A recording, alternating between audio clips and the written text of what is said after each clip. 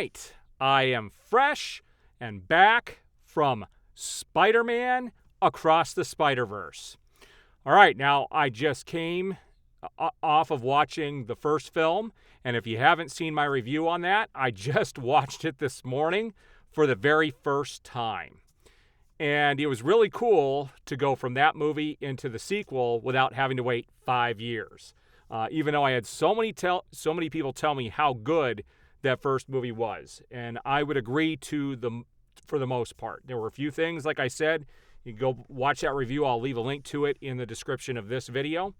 But the second film is now out, and I'm going to talk about what I really liked and what I didn't like. Now, you're going to be interested by my review at the end, the final score. Okay, stick around until the end because this is going to be one of the most unique scores I have ever given on a film, without question. So this movie picks up a year and 4 months after the last film ended. And I had figured, it was funny at the beginning, you find out he's a freshman in college or a freshman in high school, and they're thinking about his college and his future. And I'm like, okay, he was a freshman in the first year, so this has to be a year, maybe a year and a half from the original. And sure enough, it was a year and 4 months from when the first one ended. No contact with anybody from the Spider-Verse at this stage, and he keeps dreaming about Gwen and meeting up with her again and their friendship. And you find out very quickly that because of the events of the last film, there is a rift in the whole Spider-Verse, and there's anomalies in all these different worlds. And Gwen is actually very early on in the film recruited to go help this group of Spider-Men who go around the universe fixing all the issues that were caused by the Miles Morales, Peter Parker event from the first film. So it is very much connected to the things that happened in the first film. So she gets recruited, and that's all I'm going to tell you about the storyline. I think the rest is for you to find out. Here's what's great about this film. It had a very much a similar feel. I did appreciate the animation more this time than I did in the first film. The first film to me just seemed like a cheap cop-out. Now, I did see someone's comments on this, and I was not able to respond because I went directly from doing the first review, going down to the theater and coming back. And they said that they actually spent more time on this type of animation than they would with traditional 3D animation. And I can appreciate that as an artistic decision, but I guarantee you it wasn't as difficult as doing hand-drawn animation. I could tell you that there are frames missing. They still rendered like every other frame or every third frame. And what's funny is the camera will sometimes move at the normal 24 frames a second, but then you've got everybody moving and some of the stuff happening in like the 12 frames per second look, which again, I don't care for. And this movie had a bunch of things that kind of switched stuff up. Sometimes it looked very smooth, other times it was that jerky. Mainly the people looked jerky. It's everything around them was a lot smoother. And I really wish they would just make it smoother. I think the art style is fantastic. They just need to fix that frame rate. But it didn't bother me in this film like it did the first one. It definitely was not as jarring. And I don't know if that's because I got used to it because I just came off the other one, or if they just did a better job with it. I think they found a better middle ground for the second film. So we got some of the same characters back, and there's definitely some new characters that are introduced in this film.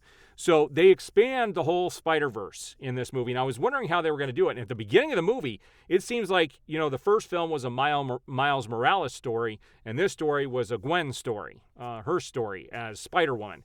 And it's definitely a lot more than that. The movie is long, and here's where this movie falls short for me. The movie was too long. I almost found myself falling asleep in a few parts. There's definitely some parts shortly after the opening intro, the first half an hour where it starts to slow down just a little bit. And then towards the end, I'm like, man, they really could have trimmed this up. But then the end, holy crap. The end was pretty freaking awesome. And I'm not going to tell you how it ends, okay? I'm not spoiling anything in this movie. You have to go see it. It had a lot of great heart. There were some great moments about family again, Miles with his mom, Miles with his dad. There was a lot of really good moments also with some of the other Spider characters, specifically with Gwen and her dad. There were some really touching moments in the film. And, someone made the comment that these films are definitely better than anything that the DCEU has done. And I would not agree with that movie-wise.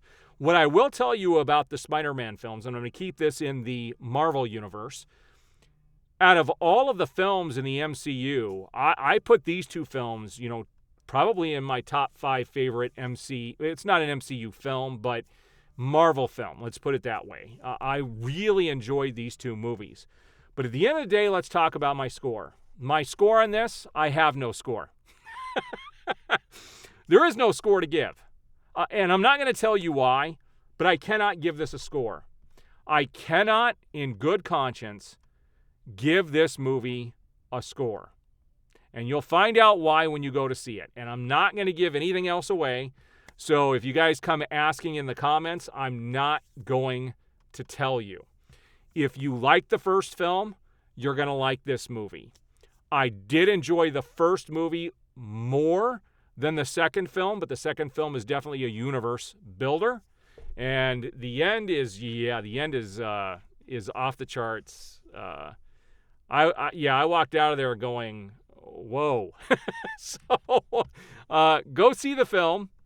And then I would love to hear people who have already seen it, what your guys' thoughts. But I think it is a great companion to the first film. And I look forward to actually owning these films now because I am definitely going to pick these up. It's pretty freaking cool. And I really did enjoy, for a cartoon, they're some of the more emotional cartoons that I've ever seen. Disney used to pull some really good punches back in the late 90s, with like The Lion King and stuff.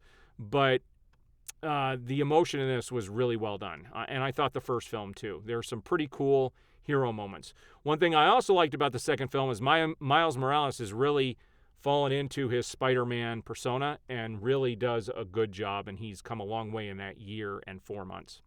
All right, so what did you guys think about the film? If you've seen it yet, I'm glad I finally went to go see it, and that's all I'm going to say. I don't want to give anything away.